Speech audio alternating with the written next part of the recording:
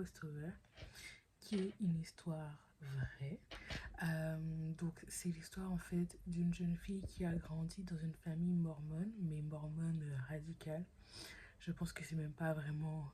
Oui, c'est mormon, mais oui, voilà, vraiment mormon radical. Je pense qu'il y avait pas plus mormon que dans l'Utah. Voilà. Et euh, le livre me met tellement en colère. En fait, plus je lis le livre, plus je déteste son père. Je déteste euh, un de ses frères notamment. Sa mère m'énerve, mais sa mère a fait comme elle a pu, j'imagine. Mais notamment son père. J'aurais jamais pensé pouvoir autant détester quelqu'un à travers un livre.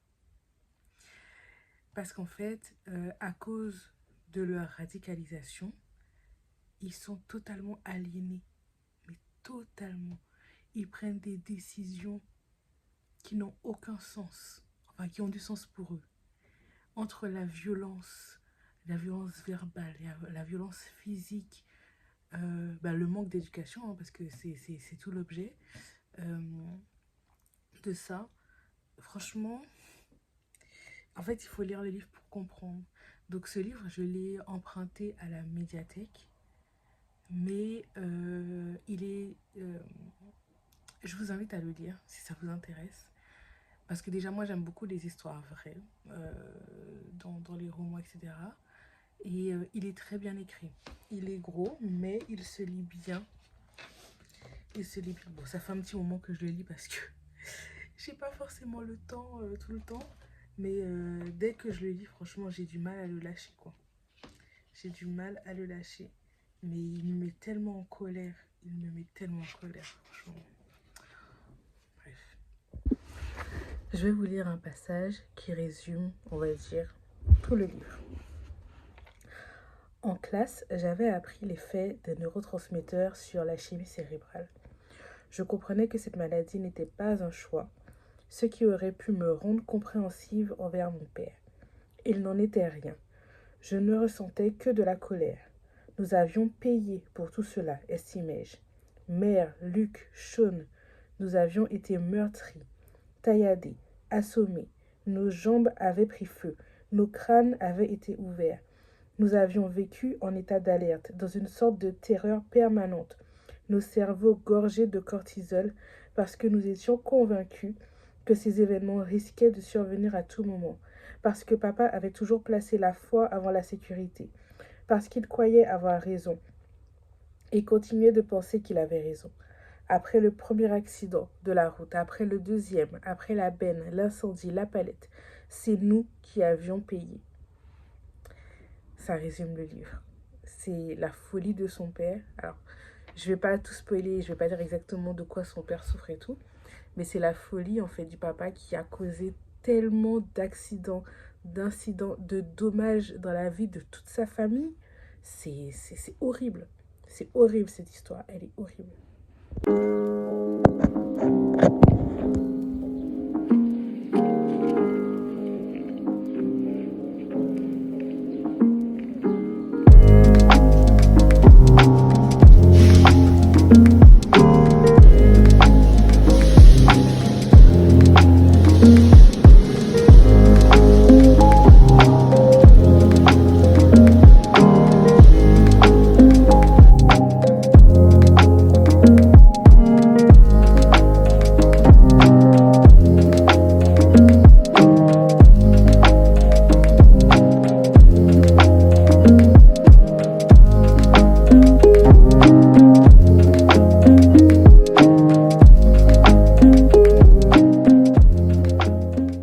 Coucou. Donc voilà. Alors aujourd'hui, on est quel jour? On est mercredi. Donc je suis à mon séminaire d'entreprise. Je sais pas si je l'avais dit ou pas. Et donc on a la soirée sur le thème futuriste. Honnêtement, moi j'étais pas inspirée par le thème, je suis déjà pas déguisement. Honnêtement, j'ai pas fait d'effort. Je vais même pas essayer de justifier ma tenue. J'ai juste mis une tenue blanche parce que je me suis dit c'est plus ou moins passe-partout. Avec des bijoux dorés pour dire que voilà, genre j'ai fait un truc métallique et tout. Mais voilà. Donc, et je me trouve trop jolie, trop mignonne. Donc, let's go pour la soirée futuriste.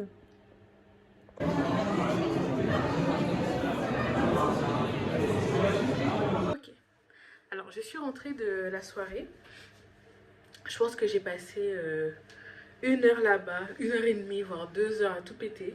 En fait, je suis fatiguée et ma santé me permet pas de rester longtemps comme ça, debout. Enfin, voilà, je souffre déjà assez, donc honnêtement, j'allais pas m'infliger toute une soirée. Voilà, c'est bon. Je sais pas si vous voyez, donc là, c'est un maquillage que des maquilleuses ont fait. Euh, parce qu'honnêtement, comme j'ai dit, j'avais pas de déguisement. C'est pas du tout la vision que j'avais. Mais bon, bref, on s'en fout. Ça, finalement, je suis déjà rentrée, donc voilà. En fait, je voulais parler d'un truc, mais je sais pas comment aborder le sujet. C'est notamment par rapport à l'intégration dans les groupes sociaux. Voilà. En gros, il faut savoir que moi, à l'école, quand j'étais à l'école, j'ai toujours eu du mal à m'intégrer au sein des groupes parce qu'en fait, j'avais du mal à me conformer. C'est-à-dire que, en fait, je me considère pas comme une leader. J'ai jamais été la fille leader d'un groupe ou un truc comme ça. Mais je me considère pas non plus comme une suiveuse. En tout cas, pas comme non, comme une suiveuse. Non, non, je me considère pas comme une suiveuse. Et je sais qu'à l'école, ça m'a vraiment porté préjudice de pas suivre les gens. Parce qu'en gros, j'étais toujours celle qui questionnait oui, mais pourquoi ci, pourquoi ça, ça c'est injuste, ça c'est bien, ça c'est mal, etc. Et je préférais en fait avoir ma propre vision, suivre mon propre chemin, etc. Et je vois qu'en fait, alors c'était plus ou moins difficile d'être comme ça. Très clairement, il y a des moments où c'était difficile. Et il y a des moments, en fait, par exemple au lycée, je le vivais très bien. Parce que je suivais pas la foule. Je vous donne un exemple. Quand je vous dis je ne suivais pas la foule, c'est par exemple que, par exemple, à Halloween, tout le monde, tout le lycée se mettait en orange et noir, etc. Moi, je le faisais jamais. Parce qu'en fait, je m'en foutais, honnêtement, je m'en foutais. J'aimais pas le orange et le noir ensemble, déjà. Je trouve que c'est deux couleurs qui vont pas ensemble. Voilà, je trouve que c'est deux couleurs qui vont pas ensemble. Et j'avais pas envie de m'habiller en orange et noir juste parce que tout le monde a dit qu'il fallait s'habiller en orange et noir. C'est un exemple comme ça. Mais il faut savoir que cette mentalité-là, ça a géré, ça a, comment dire, ça s'est reproduit dans toute ma vie en fait. J'ai toujours été comme ça. En gros, si je suis pas d'accord, si j'ai pas envie de faire, je fais pas. Et généralement, dans les groupes sociaux, ben en fait, tu suis le mouvement pour t'intégrer. Et je pense que c'est pour ça que j'ai peut-être du mal à être proche des gens, très très proche des gens au travail. Il y a des gens avec qui je m'entends très bien, il y a des collègues, franchement, je pense que je discute avec tout le monde tranquille, je m'entends bien avec mes collègues et tout. Mais genre d'être vraiment très proche d'eux, de vraiment être dans le mouvement de groupe et tout, je pense que j'ai du mal parce que j'arrive pas à suivre le mouvement. Là, on avait dit déguisement. Je suis pas la seule à ne pas m'être déguisée, hein. Il y a plein de gens qui sont pas déguisés. Mais honnêtement, et je me suis pas déguisée parce que j'avais pas d'idée. Je me suis pas déguisée parce que ça ne me plaît pas. Ça ne me plaît pas. Je n'aime pas les déguisements, je n'aime pas ça. J'ai fait l'effort à plusieurs reprises, mais en fait là c'est bon, j'ai tiré un trait là-dessus. Et je l'ai vu en plus, j'ai dit non mais en fait vous me verrez plus jamais déguisée en fait. Sachez-le, sachez-le. Vous ne me verrez plus jamais déguisée parce que je n'aime pas ça. J'ai fait l'effort pendant quelques fois et tout, mais là c'est fini. Et je pense que c'est ça. En gros, là où je veux en venir, c'est que je pense que c'est ça qui fait que j'arrive pas à être hyper proche de beaucoup de gens. Là où il y a des gens vraiment, ils sont tout le temps dans la vibe. En fait, en gros, c'est les gens qui sont tout le temps dans la vibe. Ils sont tout le temps dans le mouvement, tout le temps dans les tendances, tout le temps dans bah, le suivisme en fait. Ils sont dans le mood et tout, nanana. Moi, je suis pas dans le mood. Peut-être que je suis une aigrie de la vie. Est-ce que je suis une aigrie? Est-ce que je suis une aigrie? Je pense pas être une aigrie. Mais ça, j'arrive pas. J'arrive pas. Et en fait, des fois, c'est difficile. La vérité, des fois, c'est difficile d'être comme ça. Parce que je me dis que ça serait plus simple si j'étais le genre de personne. C'est pas facile à vivre. Mais si j'étais le genre de personne sans prise de tête, en fait. Qui se pose pas trop de questions.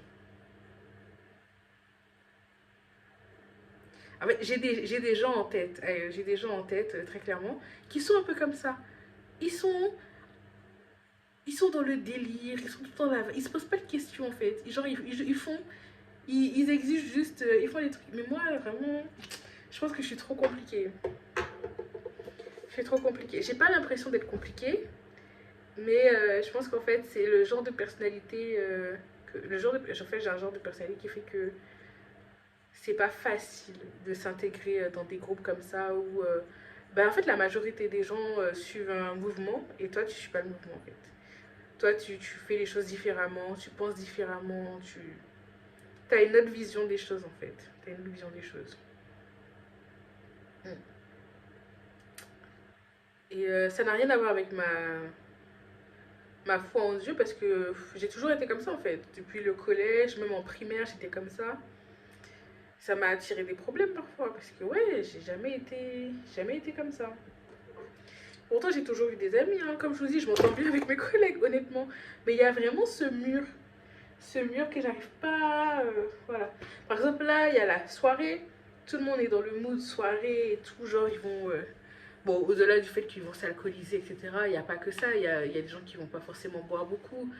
Mais voilà, ils sont là, ils vont tout donner et tout. Enfin, moi, je m'en fous en fait. En fait, est-ce que je pourrais dire que c'est parce que j'ai tellement de sujets dans ma vie? Mais la vérité, c'est que ça n'a pas toujours été comme ça. J'ai pas toujours eu plein de choses à gérer dans ma vie. J'ai pas toujours été adulte. Mais j'ai toujours eu ce truc de. Je m'en fous. Ah. Je sais pas si ça fait sens ce que je suis en train de raconter, ce que je suis en train de déblatérer depuis 6 minutes 50. Je sais pas si ça fait sens, si quelqu'un va se reconnaître dans ça. Mais en gros, pour résumer mon propos, j'ai vraiment l'impression d'être la fille bizarre. Vous voyez? La fille qui fait pas les choses comme tout le monde. Mais c'est pas bien vu. Pour moi, je trouve que c'est pas mauvais. Mais c'est pas bien vu en fait de pas faire les choses comme tout le monde. C'est pas bien vu de pas suivre le mouvement. C'est pas bien vu d'être à part. Vous voyez? Il y a un style de gens à part où c'est, voilà, ils vont trouver ça cool. Mais mon style à moi, ils vont peut-être trouver ça rabat-joie. Alors que je suis pas rabat-joie en fait. Je pense pas que je sois rabat-joie. Parce que j'aime m'amuser, etc. Mais selon mes termes, je pense. Selon mes termes. Et si ça me convient pas, en fait, je vais faire des efforts et tout parce que je suis sociable, je pense un minimum. Mais il faut pas me pousser en fait. Faut pas abuser. Ouais, bref. Écoutez, je suis fatiguée. Je sais même pas si ça a du sens ce que j'ai raconté. Donc là, en tout cas, moi, je les ai laissés. Il est 22 heures et quelques. Je comptais me coucher tôt dans tous les cas. Je comptais pas me coucher à 22 heures. Je comptais danser un peu, m'amuser un peu et tout avec mes collègues et tout ça. Mais je suis trop fatiguée. Là, je sens que je suis fatiguée. Je sais pas comment expliquer la fatigue dans mon corps. Mais je sens que ouais, je suis fatiguée en fait. Je sens que ouais. Donc, à demain. À demain.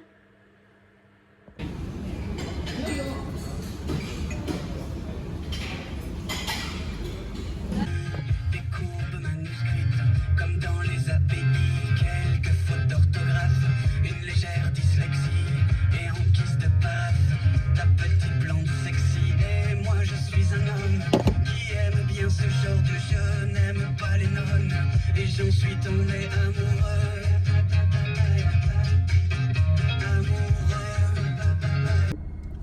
Hello, j'espère que vous allez bien. Alors aujourd'hui on est dimanche, il est 8h41. On dit 8h41, oh 8h41. 8h41, bref, voilà. Là j'ai pas mal de petites choses à faire ce matin. J'ai du carburant. Alors ça fait tellement longtemps que j'ai pris le carburant, j'ai la flemme, mais là...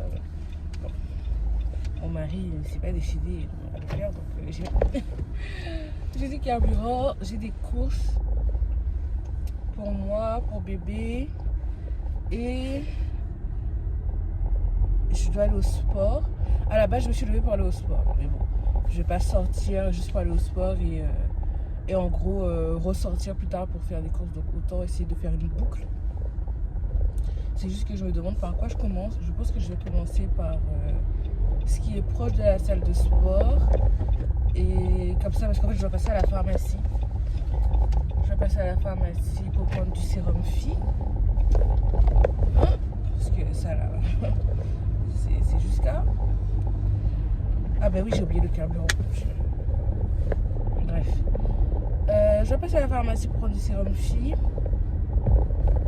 Je vais passer à Carrefour du coup. Enfin, je pense que je vais pas faire de gros détours pour aller faire des courses, etc. Parce que c'est pas grand chose que je dois prendre. Je vais prendre genre... Enfin, j'ai même pas regardé les recettes en fait, c'est ça. En gros, je voulais acheter du poisson pour introduire les protéines à bébé.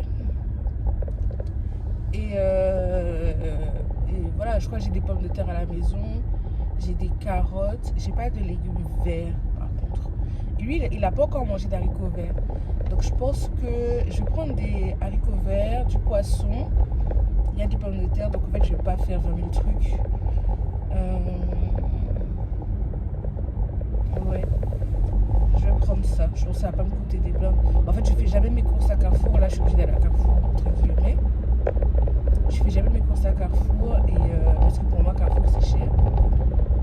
Alors Carrefour c'est pas le plus cher, mais chez moi, oh là là, pourquoi il y a la clé? Carrefour n'est pas le plus cher, mais chez moi il y a moins cher. Il y a moins cher. Moi je fais mes courses généralement à Marché Frais, et Marché Frais c'est moins cher que toutes les enseignes en fait. Que toutes les enseignes. Après il y a peut-être des choses qui varient, hein, mais ouais, bon, on s'y retrouve quoi.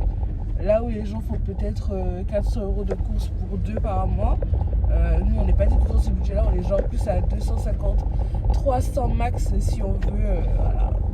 Parce que on n'est pas... on se fait plaisir, on se fait plaisir et le budget course il s'envole pas quoi. Il s'envole pas. Donc ouais. Et j'avais envie, bon après je vais pas acheter parce qu'il y a déjà de la viande à la maison, mais je voulais bien genre faire des côtes de bœuf grillées et tout. Ça aurait été sympa. Peut-être mercredi soir, genre des belles côtes de bœuf avec des pommes grenaille, bonne sauce roquefort ou poivre, un truc comme ça. Genre ouais, j'aimerais manger ça. Après peut-être qu'on va sortir aussi, mais là bébé était pas top. Du coup hier je devais sortir avec une copine, on va dire, et elle a annulé parce que son bébé à elle était malade. Jusqu'à ce qu'on parle, moi tout allait bien de mon côté, sauf que 1 heure plus tard le mien aussi était malade, et c'est la poussée dentaire. Je pense qu'il était vraiment pas top, il pleurait beaucoup, un peu de fièvre, tout ça. Donc finalement si elle avait pas annulé, moi j'aurais annulé 1 heure plus tard. Donc aujourd'hui on va voir comment il se porte, s'il va bien. Là déjà ce matin quand il s'est réveillé, il était tout souriant et tout, il n'était pas trop chaud, il a bu son biberon, donc à voir. Et s'il va bien, on va peut-être sortir. Plus tard. Donc voilà le programme de la journée. Je suis un peu fatiguée et il faut sachez que mon angine est revenue. Alors je ne savais pas qu'on pouvait refaire une angine tout de suite après. Elle n'est pas aussi agressive parce que là j'ai reconnu les signes hyper tôt.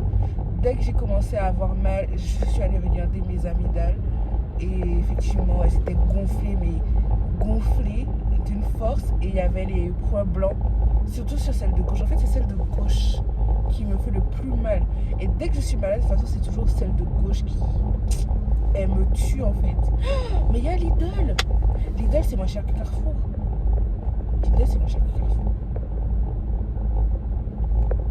Est-ce que je vais à Lidl faire mes 2 courses là? Dans tous les cas, je dois quand même aller dans le centre commercial Carrefour pour la pharmacie.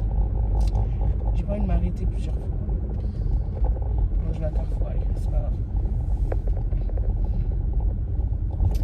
Je vais à Carrefour. Donc ouais, voilà. Et du coup, Dieu merci, mon mari, il avait des antibiotiques. Donc c'est les mêmes qu'on m'avait prescrit pour la première angine. Donc c'est pour ça que je les ai pris. Donc je prends ça, j'en ai jusqu'à demain grand max. Donc demain il faut que j'ai un rendez-vous avec un médecin genre à distance. En fait je voulais dire via mes dates d'homme, je sais plus comment ça s'appelle.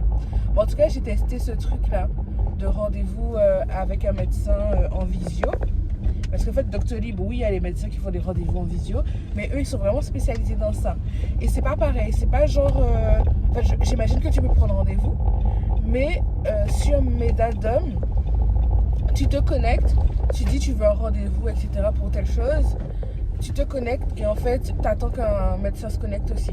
Genre, t'as pas à prendre un rendez-vous et attendre et avant une confirmation, etc. etc. C'est vraiment genre un peu la roulette russe. Et je pense que pour les cas pas trop graves où tu sais déjà ce dont tu as besoin, etc., c'est pas mal. Moi, j'avoue, j'aurais bien aimé qu'un médecin voie ma gorge parce que peut-être qu'en fait, on traite une angine et que j'ai autre chose. Je sais pas trop. Mais, que voulez-vous, nous sommes en Île-de-France, en tout cas en banlieue. Avoir un médecin comme ça, c'est hyper compliqué. Je vais pas aller sur Paris pour voir un médecin en fait. Franchement, ça me saoule. Donc, je me dis là, je me traite. Vendredi prochain, ça tombe bien, je dois voir ma généraliste. Je lui en parlerai. Je lui disais oui, est-ce qu'il n'y a pas un truc à faire là? Parce que c'est vrai que ma mère me disait encore cette semaine, la semaine dernière, ma mère me disait oui, est-ce que tu veux pas voir pour faire enlever tes amygdales? Parce que tu as quand même souvent des choses à la gorge et tout. Franchement, on aurait dit que la pharmacie est fermée. Ça clignote pas. Oh, franchement, ça me. J'y ai déjà pensé. J'y ai déjà pensé, mais en fait, avec toutes les déconvenues que j'ai eues ces derniers temps avec les médecins, j'ai l'impression que Carrefour même est fermé. Carrefour est fermé. Ah, mais non, il y a la parapharmacie dans Carrefour, donc je peux acheter le sérum fille. Allez, là. Ah, Jésus, merci pour les parapharmacies. Je lui ai dit, franchement, je veux pas mentir, hein, j'ai la flemme. J'ai la flemme de repasser entre les mains d'un chirurgien. J'ai la flemme d'être opérée. En fait, j'ai peur. C'est au-delà de la flemme. Je vais mettre les mots dessus. J'ai peur. J'ai peur qu'il m'arrive quelque chose. J'ai peur d'avoir des complications. Pareil, je dois faire un examen où je dois être sous anesthésie générale pour le faire. Mais mon gars, en fait, j'ai peur en fait. J'ai trop peur. Je me dis, pour un truc tout simple, que j'ai déjà fait dans le passé. Hein. J'ai déjà fait cet examen-là sous anesthésie générale. Ça s'était très bien passé, j'avais pas eu de soucis. Mais maintenant, je ne veux pas mentir, je me suis pas encore remise. Je ne suis pas encore remise de mes expériences médicales. Là, c'était il y a pas longtemps quand même. Hein. Voilà, c'était à mon accouchement et tout. Je me suis pas encore remise. Donc, je pense que les médecins, ils comprendront si je dis, notamment pour l'examen, que je le repousse. Très clairement. Je sais qu'on va me relancer là-dessus. Je dirais, écoutez, je comprends, c'est important, mais je ne suis pas encore prête. Je ne suis pas encore prête à me laisser endormir à nouveau. Je ne suis pas encore prête. Non. Voilà. Donc pour ma gorge, là, je vais faire au mieux. Je vais essayer de sortir encore plus couverte. Je ne sais pas quoi faire en fait. Parce que dès que je suis exposée à un petit vent et tout, là, vous voyez, j'ai un truc. C'est une sorte de polaire là, enfin, que les gens ils mettent quand ils travaillent dans le froid. La mise en rayon, tout ça, tout ça, tout ça. C'est comme ma soeur, elle travaille dans un truc comme ça, elle m'a rapporté le truc. Donc, c'est censé être chaud. Je suis sortie avec ça, je vous promets, j'ai froid. J'ai froid. Et là, je vois une dame qui passe devant moi, elle est en t-shirt. Elle n'a pas du tout l'air d'avoir froid. Il fait combien de degrés en fait? Je sais pas. Je sais pas. Donc moi, dès qu'il y a un vent, dès qu'il fait un peu frais, même chez moi, s'il y a un courant d'air chez moi, je vais avoir mal à la gorge, je vais tomber malade. J'aurai pas forcément une angine, mais je vais tomber malade. Je vais tomber malade. Et donc je sais pas, je suis en train de réfléchir à me motiver là pour m'asseoir et voir comment vraiment travailler sur mon système immunitaire, que ce soit en termes de compléments alimentaires, que ce soit en termes d'alimentation, etc. Parce que j'y avais pas pensé en fait, mais je pense que avec tout ce que j'ai traversé ces derniers temps, je pense que mon système immunitaire a pris un coup. Et donc oui, avant ça, bien sûr, je tombais malade et tout, hein, Mais là, que j'arrive pas à me remettre d'une simple angine, entre guillemets, genre, je pense que c'est pas normal. Après, je suis pas médecin, donc...